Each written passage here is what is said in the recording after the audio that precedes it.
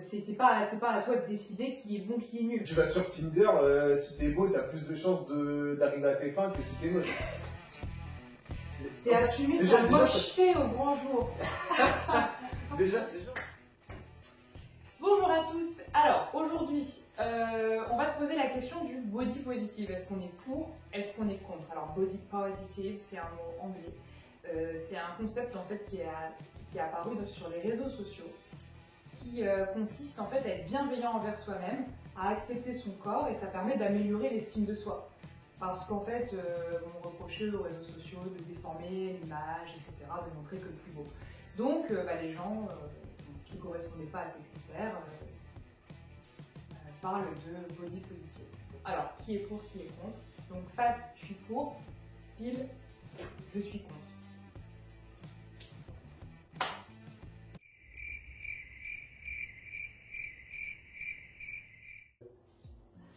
Face, je suis pour le body positive. Et moi je suis contre. Et toi, t'es contre. C'est pas parce qu'on peut ne pas s'accepter tel qu'on est, changer et puis après avoir une bonne estime de soi.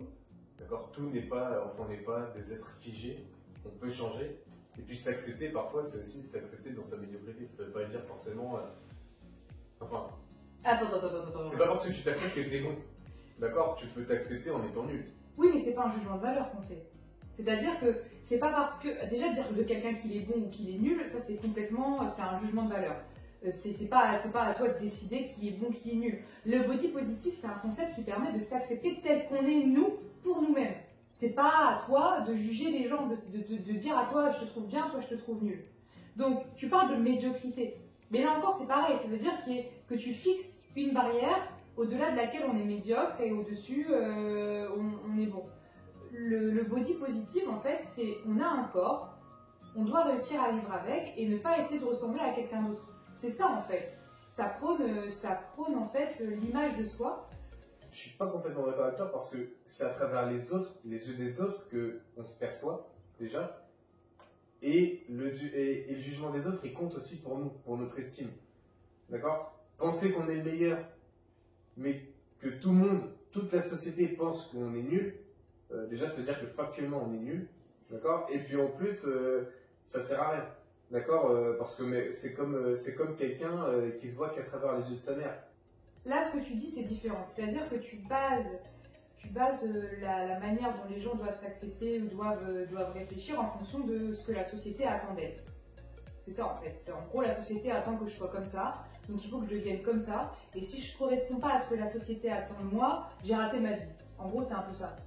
Le body positive, je pense que c'est des valeurs de liberté. C'est-à-dire que vous êtes comme ça, vous avez ce corps-là. Il faut bien sûr différencier. Il y a des gens qui n'ont pas le choix d'être comme ils sont. Il y a des gens qui n'ont pas le choix d'être, comme tu disais, pas spécialement beau. Si on n'est pas beau, on n'est pas beau. Et puis après, bien sûr. Après, tout est subjectif, tout est une question de subjectivité. Mais le problème, c'est de savoir s'assumer soi-même, de ne pas rester dans son coin, dans son terrier. Voilà, le body positif. Alors déjà, tu dis... C'est assumer sa mocheté au grand jour. déjà, en fait... Et en faire une beauté, c'est ça, en fait, en faire une beauté. Déjà, tu dis deux trucs qui se contredisent un peu. Donc tu as dit, faut pas s'enfermer sur soi-même parce qu'on est différent ou quoi que ce soit. Mais justement, déjà, le body positif, il va à l'encontre de ça parce que justement, au nom du relativisme que défend le body positif, se disant, comme tu viens de dire, tout est subjectif, patati patata, donc, ce que je ne crois pas du tout, parce que finalement, il y a des personnes qui sont belles relativement universellement, et d'autres qui sont malheureusement moches universellement, mais bon, bref. Et donc, au nom de ce relativisme, donc tout est subjectif, patati patata, on s'enferme justement dans sa propre bulle. Et justement, comme je reviens à tout à l'heure, on ne se rend même plus compte de la réalité. On se définit soi-même, ce qu'on n'est pas d'ailleurs, on s'invente des nouveaux mots, body positif justement. On s'invente tout un lexique pour soi. On en vient à se définir autrement que ce qu'on est. D'accord? Il y a des gens, c'est comme si un nain vient et se définit finalement grand. Justement, puisqu'il dit tout est relatif. Par rapport à une fourmi, je suis grand, donc je suis grand. D'accord? Et en plus, après, un autre moment. Non, moi je pense que tu confonds quelque chose, parce que le body positive, c'est pas. Je veux dire, on ne sait pas aller contre les faits. C'est pas dire, je suis un nain, donc. je suis atteint de nanisme et je suis grand par rapport à une fourmi. C'est que la personne doit pouvoir se sentir aussi digne d'intérêt, aussi importante qu'une personne qui aurait des atouts physiques par rapport à elle. Parce qu'on ne peut pas aller contre la génétique. Il y en a qui sont beaux, il y en a qui sont moches, il y en a qui sont en bonne santé, il y en a qui sont en moins bonne santé. Si par exemple quelqu'un est différent et que personne ne veut y prêter d'attention, on n'a pas à imposer à la population les gens qui sont différents. Non, mais on les impose pas, c'est ça que tu comprends pas. C'est que dans le body positive, il y a quelque chose où ça vient de toi. C'est-à-dire que toi, la société attend que tu sois d'une certaine manière. Tu ne peux pas correspondre à ces critères parce que par choix, parce que bon, par exemple une personne qui est en surpoids, elle n'a pas envie de perdre de poids et elle a envie de rester comme elle est parce qu'elle se sent bien dans son corps, eh bien elle s'accepte elle-même, elle n'a pas envie de dire bah, moi je vais faire un régime pour être comme il faut. Une personne qui aurait pas un beau nez, un énorme nez, qui se dirait bah, moi je ne vais pas passer par la chirurgie, j'accepte tel que je suis. En fait ça doit venir de toi-même, c'est l'estime de soi qui passe avant ce que la société t'impose. C'est ça en fait. De toute façon, on va pas parler des gros nez ou quoi. Ça peut pas se changer. Bah si, ça peut se changer. Un gros nez, tu fais une chirurgie esthétique, ça bah, peut d'accord, changer. mais bon, tout le monde n'a pas envie de faire. Enfin, c'est pas la même chose de faire une chirurgie esthétique, c'est pas la même chose de faire un régime. Il n'y a rien à voir entre les deux. Moi, je pense que c'est le même cheminement de pensée, c'est s'accepter comme on veut. C'est ça aussi en fait le body positif, c'est d'accepter que les gens veulent changer et d'accepter que les gens ne veulent pas changer. C'est ne pas se mêler de ce que les gens décident de faire de leur corps. Voilà. Pour moi, c'est ça, en fait. Finalement, pousser les autres aussi à changer leur corps, c'est aussi vouloir peut-être les aider à être meilleurs. Finalement, être en surpoids pour la santé, c'est pas le meilleur non plus. Il s'étouffe ou quoi? On peut aussi accepter que les gens s'acceptent de ne pas accepter les gens qui sont différents. Que les gens s'acceptent de ne pas accepter les gens qui sont différents. Mais non! Mais non, parce que tu mélanges tout! Après, on est des êtres sociables. Bah oui, on est obligé, on vit avec les autres et à travers les autres. Oui, mais justement, regarde, le body positif, il permet par exemple à des personnes en situation de handicap qui étaient avant mis de côté par la société, d'être en avant sur les réseaux sociaux, Okay, d'être exposés. Ok, d'accord, on va rebondir sur le fait, on va passer sur le fait de la maladie. D'accord? Parce que là, on parlait plus de gens qui n'avaient pas de maladie, d'accord? Mais, ok, d'accord. Les gens qui ont un handicap, déjà, bon, c'est pas leur faute. D'accord? Ça, c'est. Ah oui, déjà, c'est quelque chose de différent. S'accepter parce qu'on n'a plus le choix. Et puis s'accepter, on a le choix, mais on s'accepte tel qu'on est, même si on a le choix, qu'on est différent, on veut rester différent. Ce que je veux dire, c'est que si on s'accepte parce qu'on est différent et qu'on a le choix, ceux qui ont des problèmes hormonaux, donc il y en a qui sont gros parce qu'ils ont des problèmes hormonaux, ça c'est vrai. Il y en a qui sont malades, qui ont des handicaps, je sais pas, qui sont paraplégiques ou qui n'ont plus de jambes. Bah après, évidemment, ils n'ont pas le choix. Donc, et heureusement, la société quand même là, elle a évolué et puis on a envie de les intégrer. Mais ça, c'est pas du body positif, ça. C'est ça en fait. Le body positif, il est parti du principe où on montrait tout le temps les mêmes images. C'est-à-dire qu'on prônait Barbie. De toute façon, le body positif, en plus, ça concerne principalement les filles. Il faut arrêter de croire que les hommes ils sont concernés par le body positif, parce qu'un homme, on n'attend pas spécialement de lui qu'il soit beau, on attend... bref. Non, mais ça, c'est pas vrai. Non. Si tu vas sur Tinder, si t'es beau, t'as plus de chances d'arriver à tes fins que si t'es moche. Donc, je voudrais juste préciser que le body positif, c'est vrai que ça s'adresse aux femmes, et c'est aussi un courant, il faut le dire aussi, qui était là aussi pour contrer la grossophobie.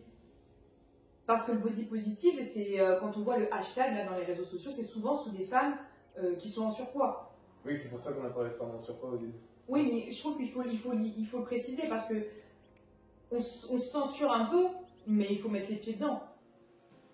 C'est vrai qu'on se censure parce que justement à cause du body positive et pour pas être accusé de faire de la grossophobie, mais c'est vrai que le body positive, ça concerne principalement les personnes en surpoids. C'est de là que c'est parti en fait, c'est de là que c'est parti avec toutes les filles, les mannequins filiformes, jusqu'à l'anorexie d'ailleurs parce qu'il y a eu l'extrême inverse. Oui, bien sûr. On essayait d'imposer une image de la femme dans les défilés, mais les mannequins elles étaient anorexiques. Maintenant on a mis des normes pour les tailles, on a dit pas au-delà de la taille 36 je crois. En fait c'est ça, le body positive il veut casser un peu la norme, il veut proposer des nouveaux codes, enfin il veut qu'il n'y ait plus de code en fait. Bah alors c'est encore pire parce que ça veut dire que les filles, enfin les femmes, elles n'existent qu'à travers leur corps finalement. Parce que tu dis, faut s'accepter tel qu'on est dans son Bah physique. oui, mais Ça veut dire que finalement, une femme, elle peut même plus s'extraire, enfin, s'épanouir autre que physiquement. Elle est obligée de s'accepter son corps et de mettre un peu en avant son corps pour être acceptée. Et puis elle peut même pas réussir autrement. Parce que je veux pas dire, mais par exemple une personne qui n'est pas un top modèle, eh ben, elle peut très bien réussir sa vie. c'est pas que les femmes ne peuvent s'accomplir que physiquement, il y a une part de physique. De toute façon, on est doté de la vue, on est attiré physiquement par les gens, on se fait la première impression sur les gens, elle est visuelle, c'est même gustativement. Quand l'assiette est belle, on a envie de manger. La question c'est pourquoi la société considère des choses belles? C'est parce que l'humain considérait quelque chose de beau et la société l'a considéré comme belle, ou c'est le contraire? Qui est-ce qui a construit la société? C'est les humains. Mais Être belle ou être beau, c'est pas parce que la société a décidé que tu es beau. bah, il y a des critères, dans chaque culture, il y a des critères de beauté. Ah oui, mais il y a beaucoup de critères qui sont quand même communs. Ça dépend. Ça dépend. Alors, Déjà, dans toute l'histoire de l'humanité, pas la taille comme la ça. taille fine, ouais. La taille fine, ça a compté dans la beauté. D'accord? Et puis après, là où tu as raison, alors dans toute l'histoire en Europe plutôt, parce qu'après, là où tu as raison, c'est sûrement, ça dépend peut-être des pays et des ethnies. Mais oui. Par exemple, si tu es dans un environnement qui ne demande pas les mêmes contraintes, oui, le physique ne sera pas la même chose, mais finalement, c'est l'humain.